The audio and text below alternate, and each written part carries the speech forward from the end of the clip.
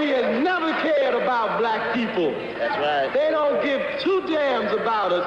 And all of us always turn around worrying about what's good for America, what's good later for America, what's good for black people. Now, know what they're going to say, not guilty? Because no one saw them pull the trigger? I'm tired of that. Don't bow down anymore. Hold your heads up. We want our freedom now. I don't want to have to go to another memorial. I'm tired of children. Tired of it. Got to stand up. We must also realize that the problems of racial injustice and economic injustice cannot be solved without a radical redistribution of political and economic power. If you can't do for yourself what the white man is doing for himself, don't say you're equal with the white man. That's right. If you can't set up a factory like he sets up a factory, don't talk that old equality talk. Depression, repression, in the air, layoff, hunger, and poverty, stricken everywhere. So much killing, stealing, and dying going on. The man started saying, I ain't did no wrong, taking out the leaders, one by one, take away my livelihood, making me run. All this killing and misgiving, when is it going to end? Any black leader with charisma was a target of the government's COINTELPRO program. And that's stated in their own objectives of the program. Who are you? You don't know. Don't tell me Negro, that's nothing. What were you before the white man named you a Negro? And where were you? And what did you have? What was yours? What language did you speak then? What was your name? It couldn't have been Smith or Jones or Bunch or Powell. That wasn't your name. They don't have those kind of names where you and I came from. No, what was your name? Yes, sir. And why don't you now know what your name was then? Where did it go? Where did you lose it? Who took it? And how did he take it? What tongue did you speak? How did the man take your tongue? Where is your history? How did the man wipe out your history? How did the man, what did the man do to make you as dumb as you are right now?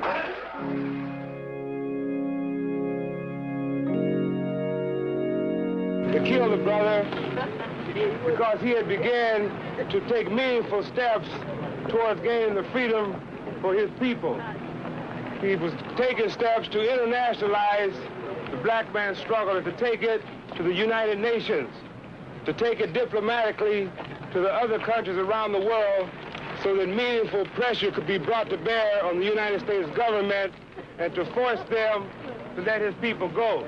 We can't prove for sure that the FBI COINTELPRO program or an agent of the FBI actually killed Malcolm X. They were certainly trying to reach that end. They were articulating that goal, and they were taking steps in furtherance of that, trying to cause the exact same thing to happen which happened. So we can step back from it and say, regardless of their success, whether they were the ones who pulled the trigger, this gives us an idea of what their intent was, what they were willing to do, what their political viewpoint was, and what ends and what unconstitutional and violent ends they were willing to adopt and use in order to reach their goal, which was to destroy progressive movements. Today I want to say to the people of America and the nations of the world that we are not about to turn around. Yes, sir. We are on the move now. Yes, sir. Yes, we're on the move, and no wave of racism can stop us. Yes, sir. The burning of our churches will not deter us. Yes, sir. The bombing of our homes will not dissuade us. Yes, sir. The beating and killing of our clergymen and young people will not divert us. Yes, sir. The wanton release of their known murderers will not discourage us. We're on the move now. Yes, sir.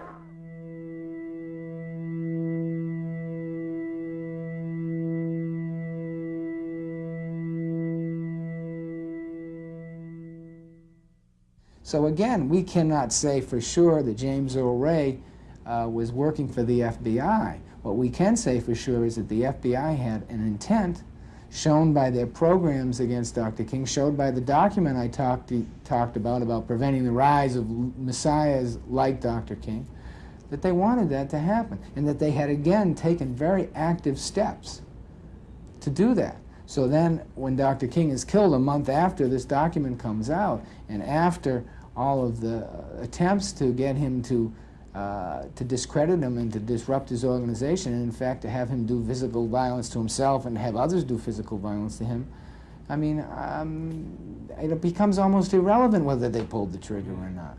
Because we know that they did pull the trigger on Fred Hampton. We have to defend ourselves. We intend to defend ourselves. We did so in the past, and we're going to do it today, and the day after that, and the day after that. Because only through this proper example of the self-defense and the proper example of retaliation, and by letting these people know that we move from some basic laws, that anything that goes down on the oppressed people, on the part of the oppressor, it should be reciprocal. And in plain proletarian workers' language, it takes two to tango. As soon as these motherfuckers go, we go.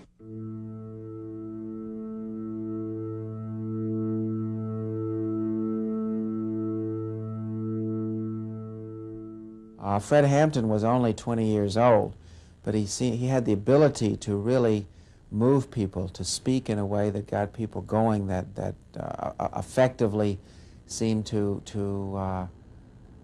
energize them. He was beginning to develop a following, throughout the country, and he was a direct threat to the power structure that oppressed people. People learn by example. I don't think anybody has an argument with that. I think that when Huey P. Newton said that people learn basically by observation and participation, I think that everybody caught on to that. So what we're saying very simply is that if they learn by observation and participation, that we need to do more acting than we need to do writing. And I think the Black Panther Party is doing that. That we didn't talk about a Breakfast for Children program, we've got one. We're not going to tell you how many kids we intend to feed in Chicago. We're feeding 3,000 to 4,000 every week already, and I don't know how many all around the country. We're not talking about beginning to think about treating people free when they need medical services. We're opening a free health clinic in the city of Chicago in less than 3 weeks. These are the type of examples that people can relate to. The immediate, violent, criminal reaction of the occupants in shooting at announced police officers emphasizes the extreme viciousness of the Black Panther Party. So does their refusal to cease firing at the police officers when urged to do so several times. Ed Hanrahan, who was the political heir apparent of Mayor Daley, wanted to take credit for having killed this Black Panther leader.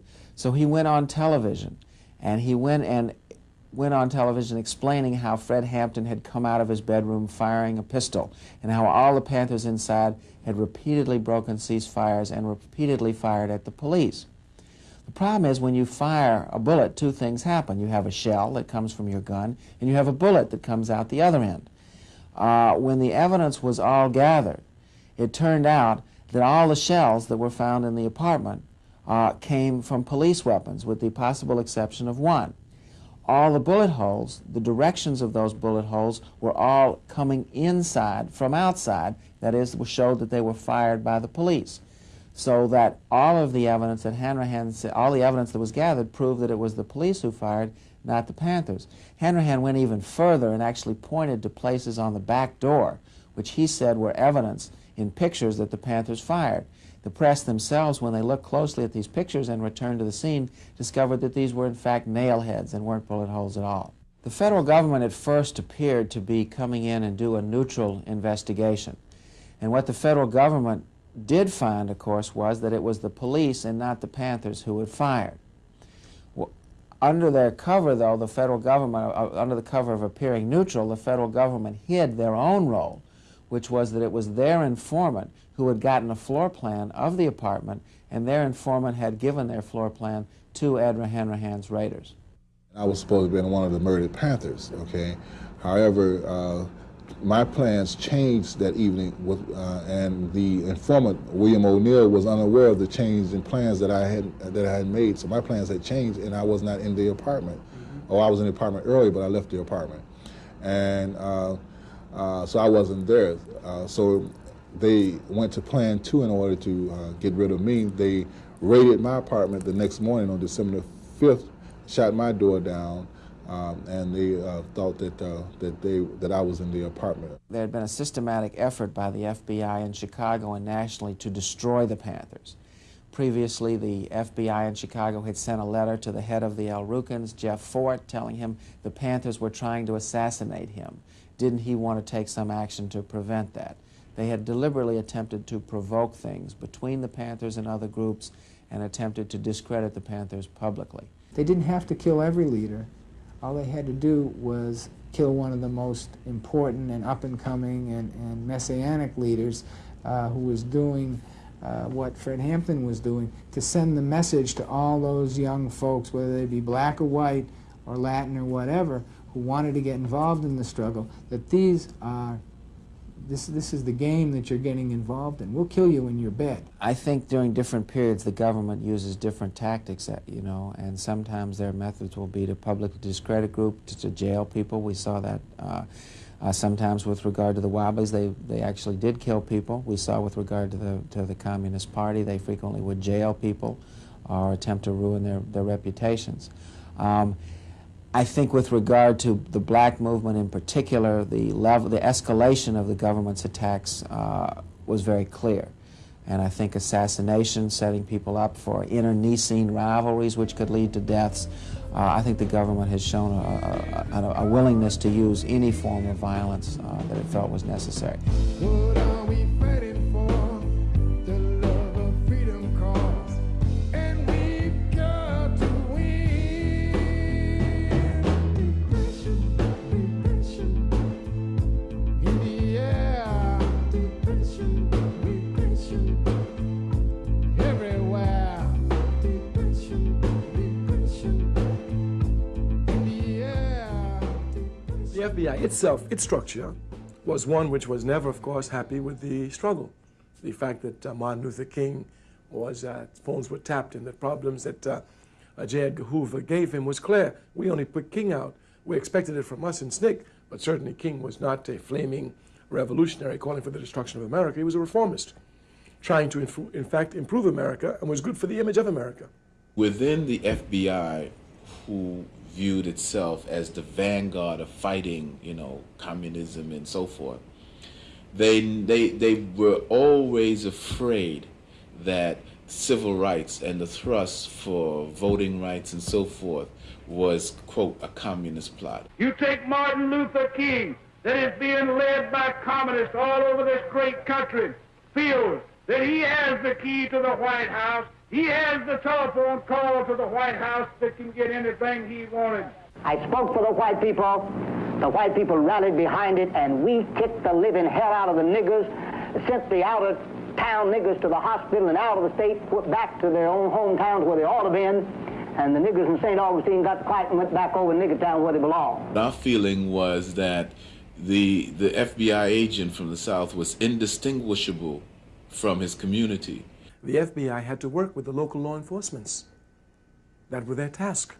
So it was clear here, first of all, they have comradeship from being in the same type of job, law enforcement agencies, and they were comrades from being in the South there together, not having too much work, joking together, and probably had social life together. And since the local police were the enemies, were our enemies, and the FBI was supposed to be our allies, it meant an automatic split between them, which never occurred. Well, I've just gotten through a couple of weeks ago with a 45 or 46-day battle of Ingram Park, I call it. That's the park there in Birmingham where we stopped Martin Luther King. And I mean, ladies and gentlemen, we had that nigger whipped. FBI in the South, rather than stopping Klan violence, would in fact allow it to happen. Mr. Schwartz. But that was the problem with the Birmingham Police Department. What about the FBI? Did you ever discuss with them why they didn't do anything? Mr. Rowe. Yes, sir. I was told by the FBI. They said, well, who the hell are we going to report it to? The police department was involved in it. The police department helped set it up. We are an investigating agency, not an enforcement agency. All we do is gather information. This was my answer. Mr. Schwartz. Mr. Rowe, were you an informant in the Klan? Mr. Rowe. Yes, I was. Schwartz. From when to when? Rowe. From approximately 1959 to 1965. Schwartz. In 1965, did you surface in connection with the murder case? Rowe. Yes, I did. Schwartz. Whose murder and what role did you play in that case? Rowe. I was in the automobile the evening that Mrs. Viola Luiso was killed by a Klansman. At the high point of FBI involvement with the Klan, 1 out of 4 Klansmen was an FBI agent. So a lot, if not all, of Ku Klux Klan policy and actions were being directed by or acquiesced in by the FBI. And this led to the FBI and its COINTELPRO program and its other racially oriented programs actually being implicated in and instigating crimes, civil rights crimes, murders and such things. The Birmingham church bombing, the assassination of the civil rights workers, the Freedom Riders, Viola Luiso, for one, the people in Philadelphia, Mississippi. That Rowe was involved in all of this, and he was an FBI informant. He's the one who pulled the trigger, or at least fired a shot in one of the incidents. He was involved in the bombing, and again, connected to the FBI.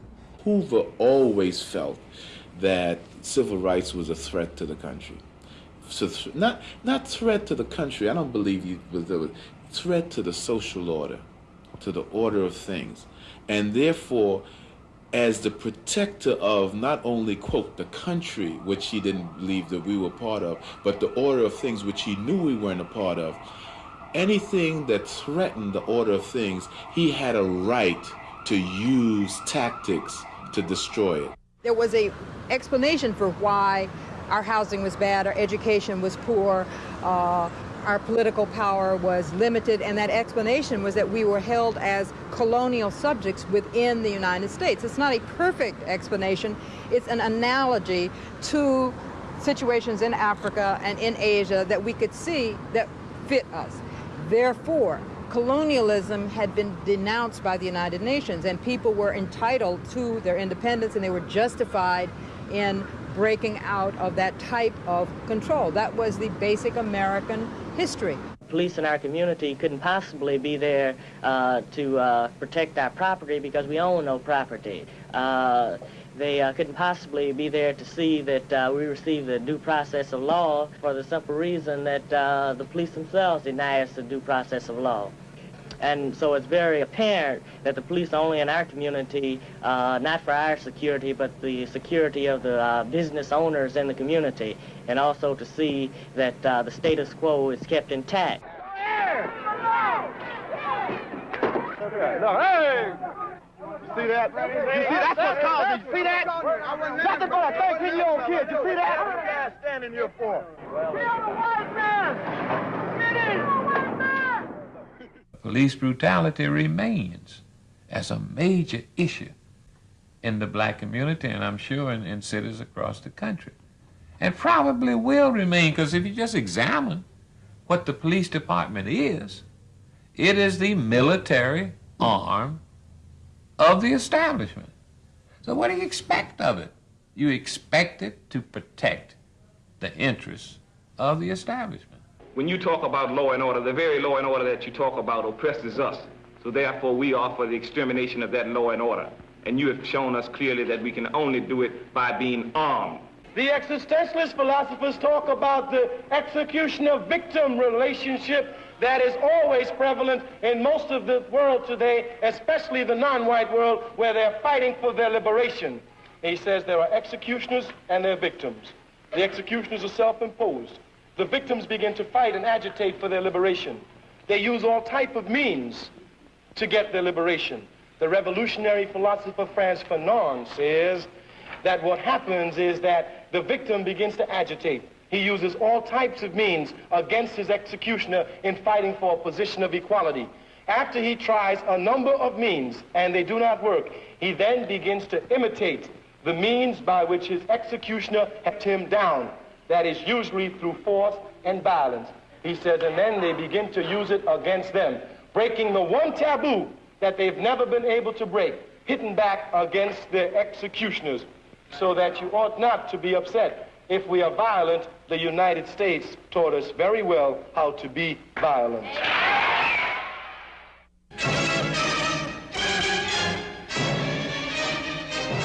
4 days of rioting, looting, and arson rocked the city of Detroit in the worst outbreak of urban racial violence this year.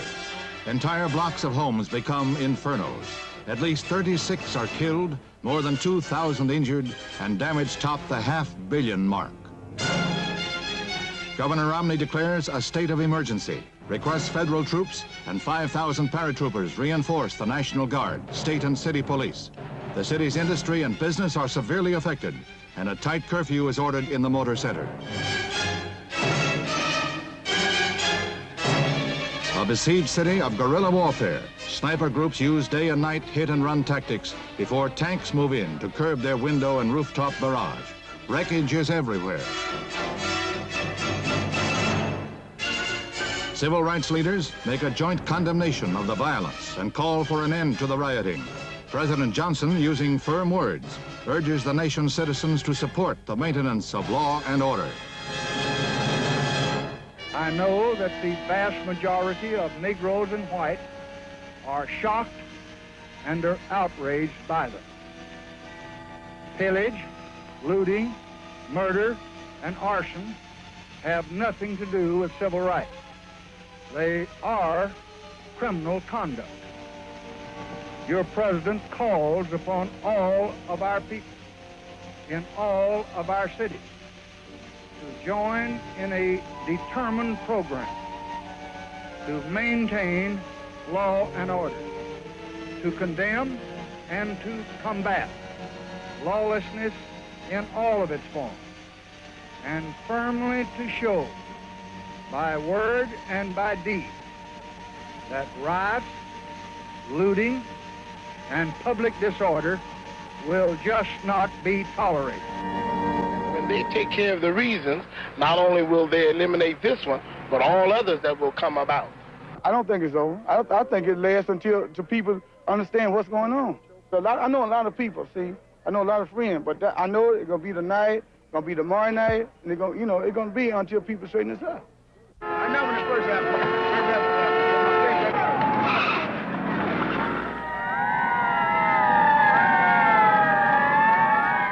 When black people begin to rebel, and you call it riots, we understand that those are not riots, those are rebellions. People are rebelling because of conditions and not because of individuals.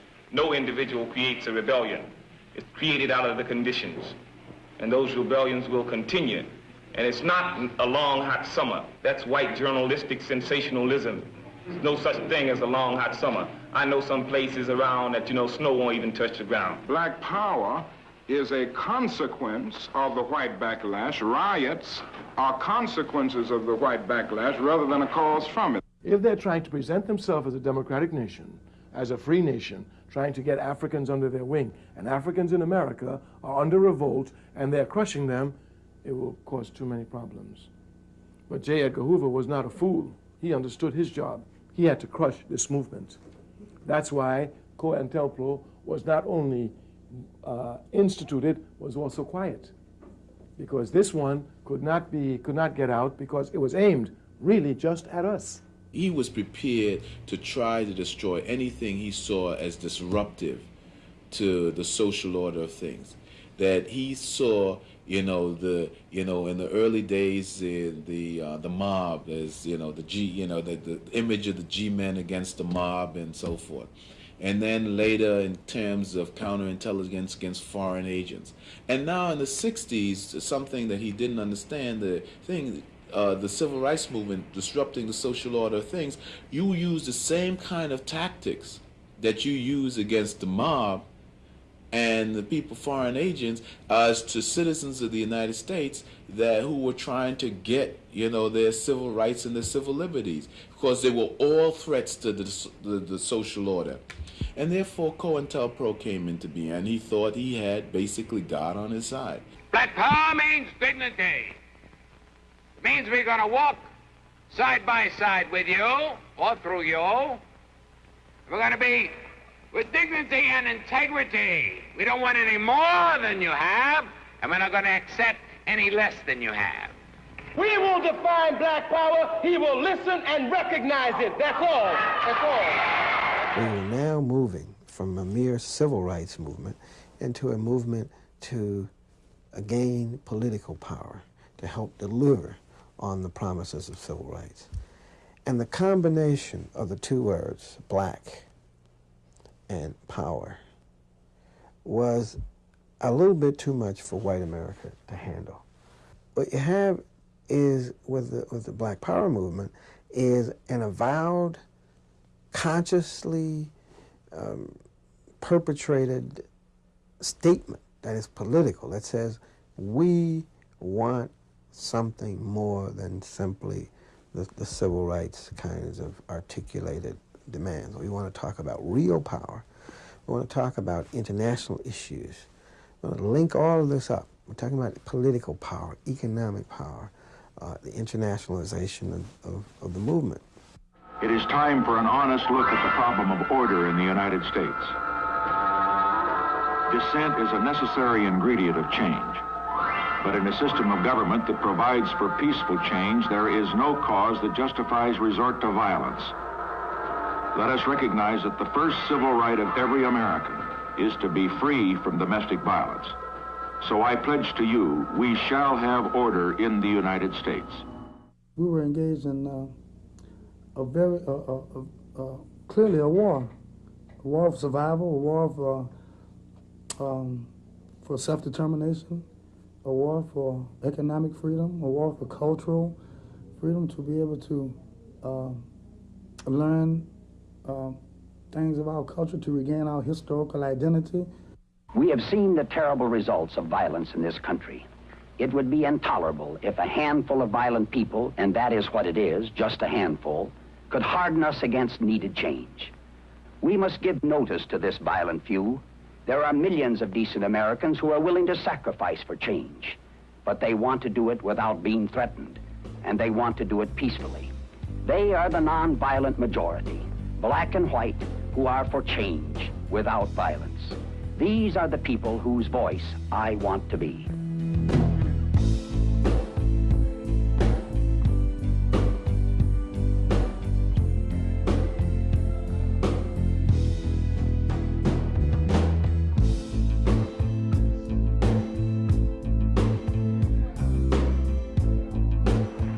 The question of whether or not violence is going to be used is not a question for the black community. It's a question for white America. Because white America is the one who's used violence. For 400 years, we have been the recipients of violence. We have never lynched, we have never shot, we've never burnt a church, we've never beaten people, we've never taken them to jail. That is the question for white America.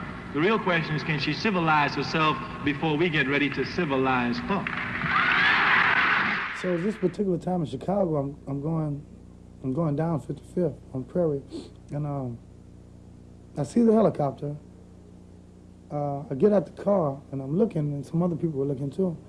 And I look down, and I see the cops. They were all burly white cops. This is like in the ghetto area. And they own this young brother who's on the ground, and I noticed some other people around. But it's hard even to recall all that because my mind began to really, it was like the whole thing changed. I saw Vietnam, I saw Bong San, Pleiku, Khartoum, all of these places I had been at, Bamba Tui, Chulai, Kuchi, or whatever. And they all began to metamorphosize almost in my mind. And I heard the cop talk in terms of detainees. And then later on in Los Angeles and then in New York, I heard that again. They had begun to even use the language. And so that brought home a lot of reality to me in identifying the brother on the ground with the Vietnamese or the Viet Cong on it, in which we had just got through doing that too. And the helicopters, almost the identical thing, but now we were the VC. In America, black people are treated very much as the Vietnamese people or any other colonized people because we're used, we're brutalized. The police in our community occupy our area, our community, as a foreign troop occupies territory. And we're just not concerned about the Vietnam War per se. We are concerned about the survival of black people in this country, and that we cannot survive if we go fight some yellow man in Vietnam who ain't never called us nigger.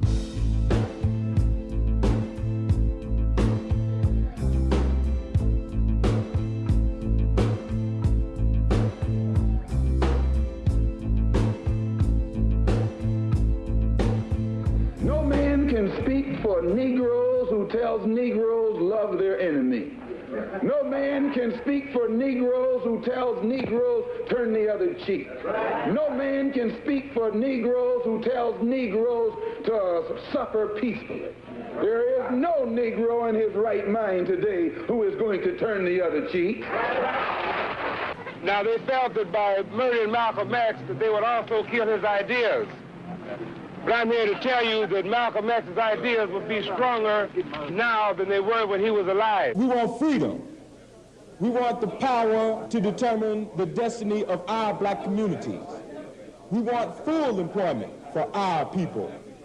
We want an end to the robbery by the capitalists of our black community. We want decent housing, fit for shelter for human beings. We want education for our people that exposes the true nature of this decadent American society. We want education that teaches us our true history and our role in the present-day society. We want all black men exempt from military service, and we want immediate end to police brutality and murder of black people. We want freedom for all black men held in federal, state, county, and city prisons and jails. We want all black people, when brought to trial, to be tried by a jury of their peer group. Our people from their black communities as defined by the Constitution of the United States. We want land, bread, housing, education, clothing, justice, and peace.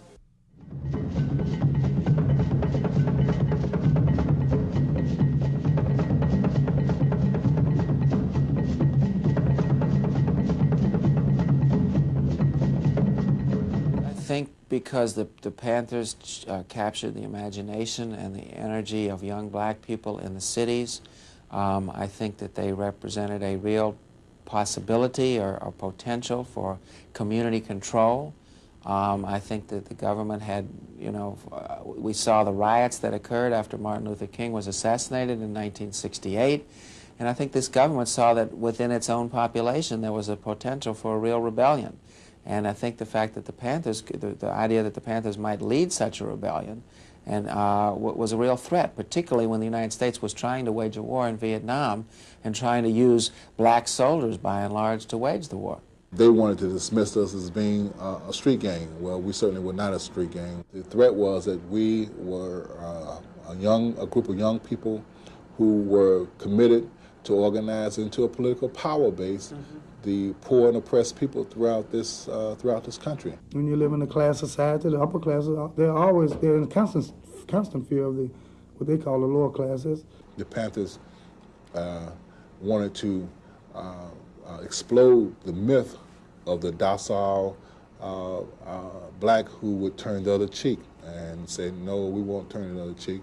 As a matter of fact, if you try to shoot me, I'm going to shoot back, and if you got your gun, I got mine, and so therefore, if you wanted to aggress upon me, then whereas I'm not a natural and an aggressor, that I would defend myself to the hilt, and that's what we were attempting to do. Well, actually, the Black Panther Party in total was a very American phenomenon. It was very similar analytically to the Minutemen, historically, a group of local citizens who rose up to defend their community against aggression, which is what the Black Panther Party conceived itself as, defending the community that blacks lived in from aggression from police forces who were hostile. We said move to a higher level. We're moving to a level whereby the people are going to take over control of their destiny. They're going to take over control of their community. And the first way of doing this is dealing with the most integral part of the fascist three-way oppression. We say demagogic lying politicians and avaricious greedy businessmen, and we say fascist pig cops. But the one that's most evident, the one that's closest, the one that's more clear, the one that's more defined in the black community is those fascist pig cops. So what we are saying is, if the people can deal with these fools, then we would have taken a revolutionary step. A revolutionary leap, I should say. So that's the program that we think is going to move things to a high level. It's going to raise some contradictions. It's going to cause some antagonistic contradictions. We're prepared to deal with them, and we think the people are prepared to deal with them. We constantly and at all times criticized and condemned racism. We always worked with other organizations. We never used color as the basis of our criticism. We talked about power to the people. And that was very fundamental. That is what essentially democracy is supposed to be about. But the media wanted to portray the Black Panther Party as something that white people would be afraid of. Therefore, it portrayed it as a all-black organization that hated white people and wanted to use violence against white people. But once you have that idea of an organization, then anything they say is bad. And anything that can be done to them is okay. Well, you see, the media has played its traditional role. The white-owned, white-controlled media has played its traditional role back then and today. And their traditional role is to maintain the status quo. Status quo meaning white folks on top, black people on the bottom. So the media did the interpreting of what was going on. And they interpreted everything in the light of how it would impact upon the maintenance of the status quo. Still do it. So you can see that there is a correlation between the type of illegal and subversive COINTELPRO actions that the FBI wanted to mount against the party and the image that was created in the media of the party. It's okay to do these things to a group of bad guys. The slave master never liked the slaves to get in a defensive position. He's called an uppity nigger and he's lynched. But when you begin to study ways in which to thwart this genocide, these genocidal wars, and come up with ideas, logical ideas, ideas that will work, then you become the greatest threat to the internal security of the United States. And if that organization is the greatest threat, then this militant military apparatus is up for grabs. It's fair game. All is fair in war and love and war. So you get a COINTELPRO, a completely illegitimate thing, and it's thrown at you, and you say, well, you can't cry. You know this is a war. And that program was intended to be run secretly. It was intended to be run as a counterintelligence program would be run against, say, Soviet spies, that you spread false information about and among the black group so that they would shoot each other. Well, in California, there was a rivalry between the Black Panthers and a group called U.S. United Slaves. And documents now show that that materials were sent and information given to the United Slaves in an effort to get them to make an attack on the Panthers. And in fact, there was an attack made and 2 Panthers were killed. The FBI would get hotel stationery, type a letter saying that Connie had met with Huey and David, and they were really hostile toward Eldridge, and he should be very careful about how he deals with them. And it would be, the signature would be C. Then Connie would get back to Algiers and tell us about her meeting. We already had this letter. And then she'd say, but I didn't send you that letter. So then we'd say, oh, she's lying. In one situation, the FBI used a fugitive named George Sams, and they chased him across the country, and they would raid each Panther office just as he left, but they would use his supposed presence there as an excuse. So the government made it very crucial to their success that it looked as if these things just happened by accident. There was no connection between the plan of the FBI and the fact that so many Panthers were arrested, so many of them went to trial, so many of them marriages broke up, so many terrible things happened. However, when these things are happening to you, you know it's not an accident. You know it's not random. We knew at the time there was a conspiracy. We knew it was planned. We knew it was coordinated. We just had no idea how sophisticated the plan or how sophisticated the coordination was, and or the collaboration between the various agencies. We didn't know it was called COINTELPRO, that involved the Department of Defense, it involved the White House, it involved the CIA and the FBI in coordination. We didn't know all that, but we knew they were doing these things against us. They were doing them deliberately, and we knew that they were wrong. They were able to put a cover on the movement as best as they saw fit through COINTELPRO, and the best way was to keep it quiet. Even today, don't talk about it, because it still exists.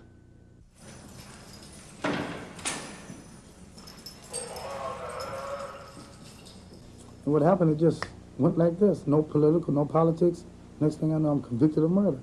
They knew that they had this unsolved murder, and what we were told was that if in fact Pratt was not convicted in the shootout trial, which in fact he wasn't, then they had to come up with something else. They weren't going to let him out of jail. And like I said, I hadn't thought much of it because I was charged with the Tate LeBlanc murders before Charles Manson was charged with them. You know, because they had off the pig on the wall in blood. They picked me up for that before they even suspected Charles Manson. That'll give you an idea of how often I would be picked up and detained. At the time the tennis court murder occurred, I remember that Pratt came into the Bay Area, that he and Bobby Seale, David Hilliard came over to the place I was staying in San Francisco. We met one evening. The next day and the next 2 days, there were meetings at David Hilliard's house in Oakland, and he was there all the time. No matter what he did in 1968 or 69 as a Black Panther, he was arrested and charged with a murder. He went to trial, and he didn't know the following things. Neither he nor the defense attorney knew that the FBI was communicating daily with the LA Police Department to try to get him arrested and convicted of some kind of an offense. The fact that the government was spying on us meant that they would watch all of us. It's not a matter of only Pratt. They were watching Bobby Seale, they were watching David Hilliard, they were watching me. They would follow us, they knew where we went, they would tap our phone. So that if all of us come to one house and have meetings for 2 days, they're going to know this. Nobody knew that the chief witness against him was also an FBI informant threatened by the FBI with a machine gun charge. He was, Butler was out on parole at that time, or on probation. He was alleged to have had a machine gun. The FBI could have locked him up for 5 years if they'd wanted to. So all of the circumstances were set to create a witness against Pratt who would cooperate rather than go to jail himself. By the time his case came to trial, the party had been divided. So you could say that as a consequence of COINTELPRO insinuations, COINTELPRO actions, COINTELPRO desires, COINTELPRO goals had been accomplished in the sense that the party was split. And Geronimo's trial, Geronimo's destruction, you might say, was a consequence of that kind of activity because he could not, other than me, get anyone to testify where he was. I had been telling them all along, the lawyers, and speaking in open court, trying to make these assertions, and they were looking at me like I was ego tripping. That would be the thing I would get back a lot. Niggas ego tripping. And the FBI didn't have nothing to them, care nothing. And so I would cry. I'm in Folsom Prison in a hole. I'm in a hole here. The communication weren't that good. So I tried the best I could. I wrote different people and to try to expose what I knew, and I knew was FBI involvement. Pratt didn't know that one of the witnesses had identified somebody else as the murderer a year earlier against him. That didn't come out. He didn't know that the FBI had put informants in his defense camp that were reporting back to the FBI what Pratt and his attorneys were planning and talking about. Clearly, that's a constitutional breach. The FBI, of course, says, well, none of these things really affected his trial. That was just the evidence against him. But the FBI wouldn't release these documents. It took Pratt's attorneys volunteer acting pro bono without fee from 76 until 1979 to drag out of the FBI grudgingly documents that still were heavily censored. You couldn't get certain information because they blacked it out. Finally, when all of the information that could be obtained from the FBI under the Freedom of Information Act was obtained. Pratt goes to the California court and then up to the Court of Appeal and finally to the Supreme Court. And during that process, in 79 and 1980, the FBI said to the state authorities, well, we're telling you all about COINTELPRO and everything we can find, but deliberately kept from the California Attorney General and the court the information that one of their own agents thought Pratt had been framed by the FBI in 1972. So it's a very political situation, very political, and it should have never been really handled. The courts are not equipped to handle a case of this magnitude. It should have been handled on an international level, you know, and this is where we've been petitioning more and more and more. In fact, I was invited to speak in Geneva representing political prisoners in this country just last month. But there are difficulties with that, you know, that it should be handled on an international, broader level where people can understand, because you're like asking Jesse James to adjudicate what his brother Frank James did. It's not easy.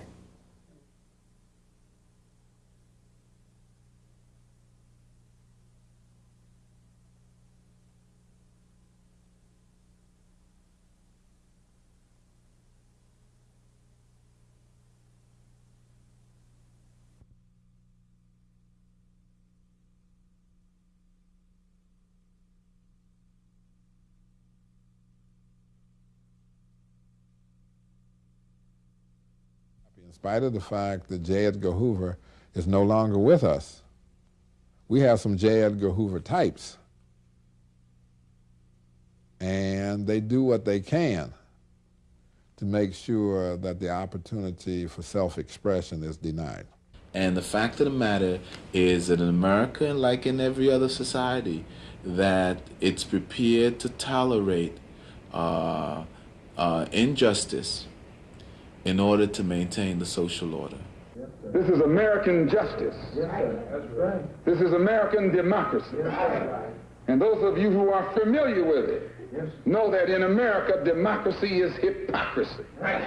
Now, if I'm wrong, put me in jail. But if you can't prove that a democracy is not hypocrisy, then don't put your hands on me. Democracy is hypocrisy. If democracy means freedom, why aren't our people free? If democracy means justice, why don't we have justice? If democracy means equality, why don't we have equality? Depression, repression.